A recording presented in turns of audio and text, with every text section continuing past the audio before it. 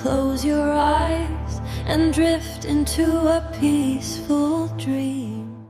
For 20 years, my life was a blur of spinning clouds and screaming wind. I was the guy who ran toward the storm, not away from it. From the supercells of Tornado Alley to the typhoons of the Pacific, I've chased them all. My camera was my shield, my adrenaline the fuel. I thought I knew storms. I thought capturing their fury from the edge was understanding them. I was wrong. The thrill of the chase, the perfect shot, the viral clip, it all started to feel hollow. I was just an observer, a tourist in the face of nature's raw power. I wanted more. I wanted to feel it, not just see it. So, last spring, I did something completely different. Something my colleagues called insane. I found a developing supercell in the plains of Nebraska, a majestic, swirling titan growing in the sky like a spaceship.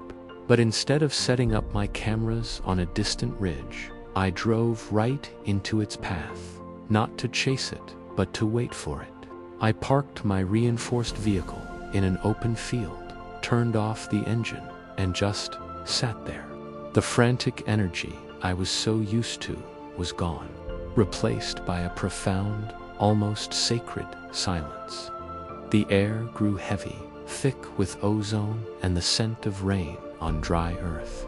Slowly, the world outside my windshield began to change. The sky darkened from a bruised purple to an inky black.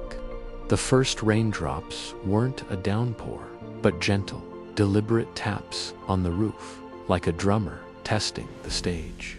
Then the wind began to speak, not with the roar I was used to chasing, but with a low, mournful whistle that grew into a steady hum. Grasses that once stood tall bowed in unison, rippling like a green ocean. I wasn't fighting for a position or battling road closures. I was just a visitor, invited into the heart of the storm's creation.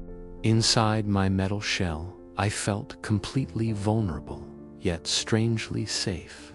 The chaos I had always pursued was now a symphony of organized power.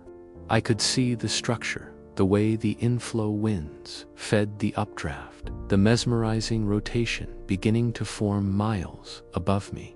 It was like watching a galaxy being born. Hailstones started to fall.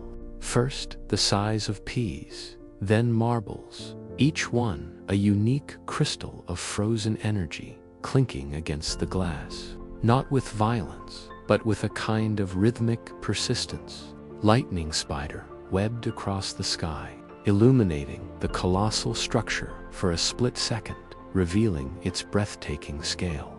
It wasn't angry, it was just happening. In that moment, sitting in the calm before the true fury, I realized what I had been missing.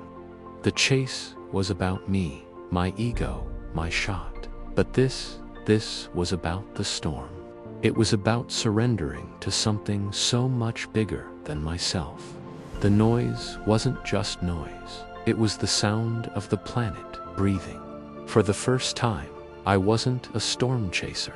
I was a storm listener, a storm feeler.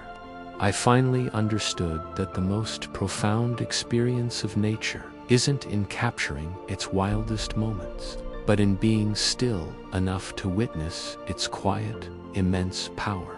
That was a far greater adventure than any chase I'd ever been on. Thanks for watching, and remember to subscribe for more journeys. Close your eyes, let the dream do the rest.